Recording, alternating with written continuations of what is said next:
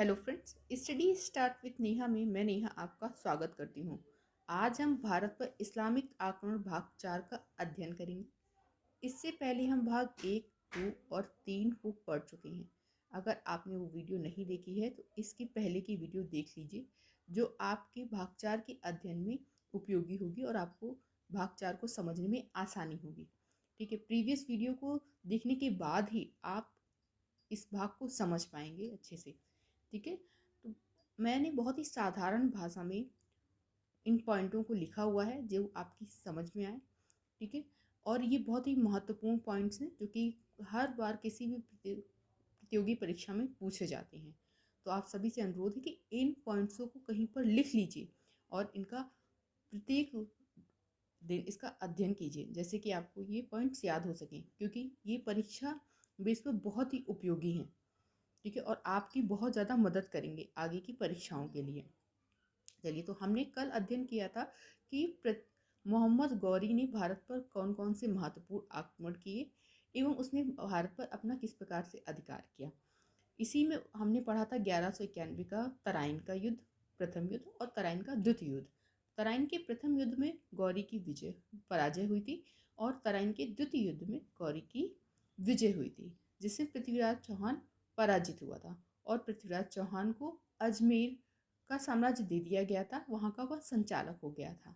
उसी क्रम को आगे बढ़ाते हुए आज हम पढ़ेंगे कि पृथ्वीराज की मृत्यु के पश्चात उसका उत्तराधिकारी गोविंद राज को वहाँ का शासक बनाया गया। लेकिन उसका जो एक रिश्तेदार था वो हरिराज कहा जाता है, इसका चाचा था। इसके अलग अलग बुक किताबों में इसके बारे में अलग अलग जानकारी है। तो इसका एक रिश्तेदार था हरिराज द्वारा उस गोविंद राज को पराजित कर दिया गया और अजमेर पर उसने कब्जा कर लिया।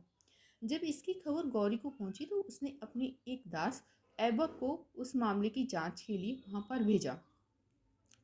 ऐबक अजमेर गया एवं उसने हरिराज को पराजित किया और अजमेर पर अब ऐबक का अधिकार हो गया, अर्थात ऐबक अब उस क्षेत्र की देखभाल करने लगा, देखरेख अब उसके अंतर्गत आ गई। इसी समय ऐबक द्वारा दिल्ली में कुव्वत उल इस्लाम मस्जिद बनवाई गई। आपने कुव्वत उल इस्लाम मस्जिद के बारे में पढ़ा होगा, ये ऐबक द्वारा स्थापित की गई थी। और अजमेर में उसने विग्रह राज विसल देव द्वारा स्थापित संस्कृत विद्यालय को तोड़कर 2.5 दिन का झोपड़ा मस्जिद का निर्माण कराया गया। कहा जाता है कि यहाँ पे 2.5 दिन का मेला लगता है, इस कारण इस मस्जिद का नाम 2.5 दिन का झोपड़ा पड़ा। और एक बात यह भी है कि ये 2.5 दिन में बनी हुई थी, जो कि सही नहीं प्रतीत होती है। ठीक है, 1194 ईस्वी में चंद्रवार के युद्ध में मोहम्मद गौरी ने कन्नौज के गहड़पाल राजा जयचंद को पराजित किया। चंद्रावत वर्तमान फिरोजाबाद जिले में यमुना नदी के तट पर स्थित है। कृपया इसे नोट कर लीजिए, ये बहुत इंपॉर्टेंट पॉइंट है। 1197 ईस्वी में ऐबक ने गुजरात के अहिलवाड़ पर आक्रमण किया।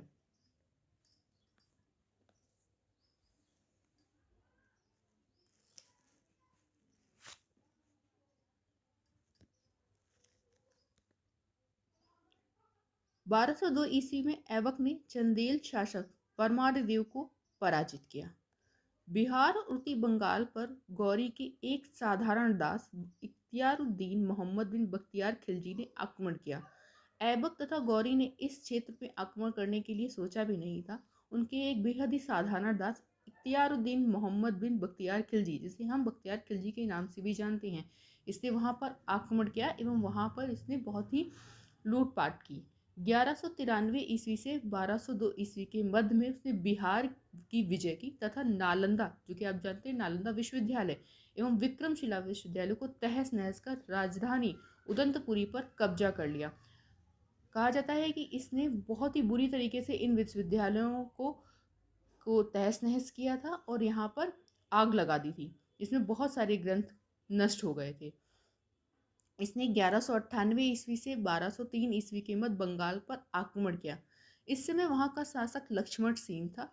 वह बिना युद्ध किए भाग निकला और राजा की अनुपस्थिति में नगर ने आत्मसमर्पण कर दिया। देखिए, लक्ष्मण सेन ने किसी भी प्रकार का युद्ध नहीं किया और वह वहां से भाग गया उसके डर से। इसे उन्होंने जो उसकी सेना थी, ये दास की, बख्तियारुद्दीन खिलजी की, उसने जो है राजधानी नदिया में प्रवेश कर बुरी तरह लूटपाट की। ठीक है, तो आपने आगे देखा कि राजा की अनुपस्थिति में नगर ने आत्मसमर्पण कर दिया। लक्ष्मण सेन ने भागकर पूर्वी बंगाल में शरण ली और वहां कुछ समय तक शासन किया। इख्तियारुद्दीन ने भी संपूर्ण बंगाल को जीतने का प्रयत्न नहीं किया था। इसी कारण लक्ष्मण सेन अपनी जान को बचा पाया और उसने वहां पर अपना आगे का शासन किया। इख्तियारुद्दीन ने लखनौती को अपनी राजधानी बनाया था। ठीक है, इसी क्रम में बढ़ते हुए मोहम्मद गौरी का अंतिम आक्रमण 1206 ईस्वी में खोखरों के विद्रोह को दबाने के लिए हुआ था। ठीक है, जब गौरी जा रहा था तो खोखरों के विद्रोह को दबाने के लिए उसने अपना अंतिम आक्रमण किया। इसी समय कहा जाता है मार्च 1206 ईस्वी में दम्यक नामक स्थान पर मोहम्मद गौरी की हत्या कर दी गई।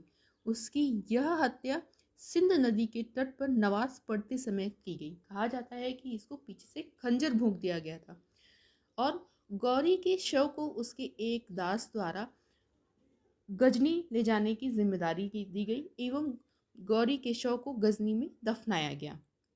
इसके पश्चात आप जानते हैं कि यहाँ पे गुलाम वंश की स्थापना होगी भारत में, क्योंकि उसने भारत में बहुत से क्षेत्रों को विजित किया था और उसका शासनभार भी संभालना बहुत आवश्यक था। इसलिए यहाँ पे सभी लोगों के मत से एक योग्य ऐबक को यहाँ का शासक बनाया गया। इसके बारे में हम अगली वीडियो में पढ़ेंगे और इसके बारे में महत्वपूर्ण जानकारी प्राप्त करेंगे। ठीक है, तो अगर आपको ये वीडियो अच्छी लगी हो तो प्लीज़ इसे लाइक कीजिएगा और सब्सक्राइब कीजिएगा और अपने फ्रेंड्सों की हेल्प के लिए इसे प्लीज़ शेयर कीजिएगा। ओके, आज के लिए बस इतना ही। Thank you friends.